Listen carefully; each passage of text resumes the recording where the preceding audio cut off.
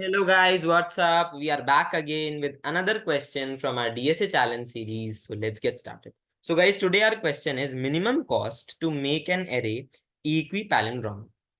So guys, what is equipalindromic or a equipalindromic array? So a equipalindromic array is an array in which every element is equal as well as a palindrome. That is same when it is reversed, same when it is read from reverse direction. For example, 121, 2552, 65756. These are some of the examples given. So what we need to do in this question, we need to find minimum cost to make the array equipalindromic. Okay, so first we will find a number which will replace all the numbers in the array, which will be of course a palindromic number. And then we will subtract the number from every element in the array and calculate a cumulative sum. And that sum should be minimum. So let's see how we can do that. Now, first we need to sort the array. We will sort the array from starting to end. And then we will find the median. Okay, so why we are finding median and why not mean and why not anything else? So we will find a central tendency value so that we can be very, very near to all the elements. We can remain very, very near to all the elements and hence can minimize the sum in total. Now, why only median, not mean? Think of a case like 1, 2, 3, 4, and then a very big number, let's say 10,000.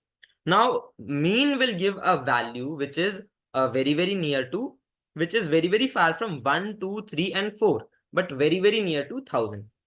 But median will provide a value which is nearer to majority of the elements. So we are taking median, that's why.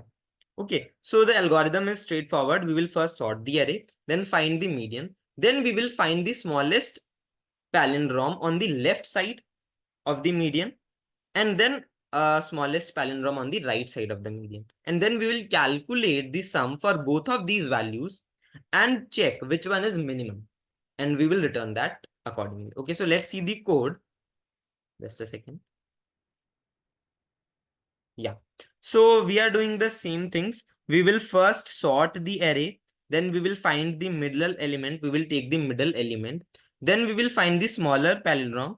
So in this find closest palindrome function, we are pushing the value as well as the increase or decrease. Depending upon false or true, depending upon the boolean, we will traverse left side or right side.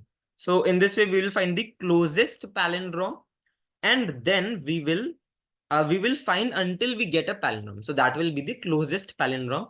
And then we will calculate the sum. Okay, so is palindrome function is very, very simple. We are passing a string, and this toString is a STL function provided, which converts an integer to a string. So we will directly use that. So we will pass on the string and check if it is palindrome or not. And then coming back, when we have the smaller palindrome as well as the larger palindrome, we will calculate sum for both of these values. And we will calculate the minimum of sum 1 and sum 2 and return.